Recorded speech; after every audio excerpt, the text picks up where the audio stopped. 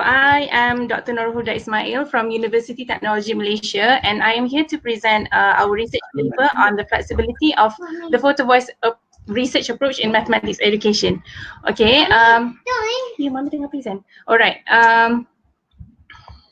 So what is Photovoice? Photovoice is a research approach that allows participants to capture photos of their interest or concern regarding a research topic at hand, and then to talk about the pictures during interviews afterwards.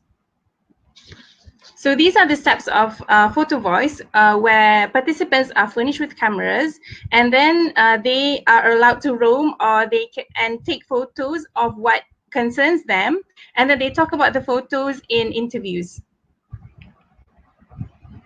The concept of Photovoice is that it provides a voice for participants to voice out their concerns, and they might find it easy to talk about their concerns with the help of photos. So why Photovoice? So Wang and Burris, they developed the Photovoice for 3 reasons, which is to enable the individual to document and reflect community strengths and discomfort, to boost critical engagement and wisdom about crucial issues through a large and small group of interview of photographs, and to give clear and precise awareness to policymakers, where policymakers are more convinced to make changes when there is strong evidence, especially through photos. When conducting Photovoice research, care needs to be taken, especially in terms of looking after the ethical concerns of the participants and also the direct community associated. Therefore, Wang and Burris have developed the steps in conducting Photovoice, which is 9 steps, beginning from consultation and connection with the community, and finally ending with social action and policy changes, which is actually the original aim of Photovoice.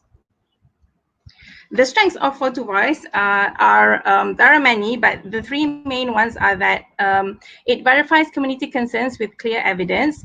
Participants can be of those. It also that participants can be of those who cannot read or write. So we do not have to always have participants who are literate. And children can also display their perception, creativity, and emotion through photographs that they capture. The weakness of Photovoice is that participants may still have difficulty to describe the photos or give or explain abstract ideas that they want to derive from the photos. So even with the help of photos in interviews, they might still have difficulty to explain what they have seen, how they feel, how they are reacting to what they have seen in the photos. Another thing is that photos can be considered to be a political act. Therefore, it is very important that researchers establish the boundaries in the research. Okay, the methodology. So this paper actually looks at previous research using Photovoice, and we try to relate these previous research to the areas of mathematics education, because Photovoice is currently very new, especially for classroom learning. So the way that we did the research was just to use Google, searching for previous research which used Photovoice, and we have come up with about 5, I think, main papers that use Photovoice, which is most of them are related to healthcare. So the first one is about chronic pains in elderly women. So they actually captured photos of when or where they felt pain in their body, and they talked about it in the interviews. And access to healthy food among women in New York. And then challenges faced by elderly women after discharge from hospital. Those related to education includes international students' perceptions on academic and social interaction, and perception of school readiness by parents. So we actually have conducted a study on mathematics anxiety and Photovoice, where Aliu Garba, the main author, he gathered data in Sokoto State, Nigeria, where he wanted the school students to talk about whether things that are happening around them, does it affect to intensify or to reduce their mathematics anxiety. So what we found that actually what happens in the classroom, such as in photo 1 and 2, which is number 1, where the student is being punished for misbehaving in the classroom, and number 2, students not behaving in the desired way in the classroom, actually peers feel more anxious when this happens in the classroom. But when they have, when their peers are showing serious behavior in studying, or when they have a peer who gives them motivation, such as in picture 3 and 4, this actually helps to reduce their mathematics anxiety. So this study has actually shown that peers and also teachers, peer speech and peers behavior, and teacher speech and teachers behavior can have a big impact on intensifying and also in reducing mathematics anxiety.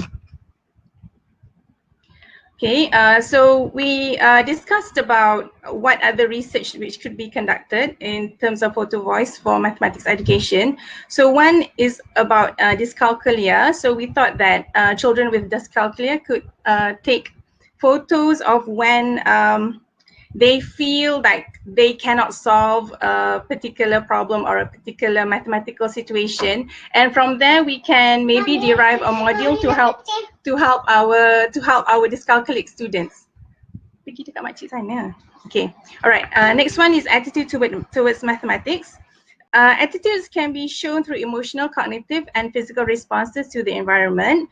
And Photovoice can be used to explore students' attitudes towards mathematics, such as students with poor attitude towards mathematics. Maybe they can take photos of what happened in their daily lives, which can actually reduce or increase their negative attitudes towards mathematics, and what happened in their lives, which can help to decrease or to improve their attitude towards mathematics. Next. Right, children in the mathematics classroom, maybe they can capture photos of things that trigger their interest in learning mathematics and things that do not. Classroom management and Photovoice approach. So classroom management is a big issue, especially for new teachers. And in a way, teachers can reflect on their their classroom management by taking photos of things that occurred in the classroom and reflect on what they did or what they did not do, which has failed their classroom management or helped to improve their classroom management. Okay, so motivation in the classroom. Motivation can be intrinsic and extrinsic. So perhaps students can capture photos during mathematics problem solving when they feel that they have intrinsic motivation or extrinsic motivation.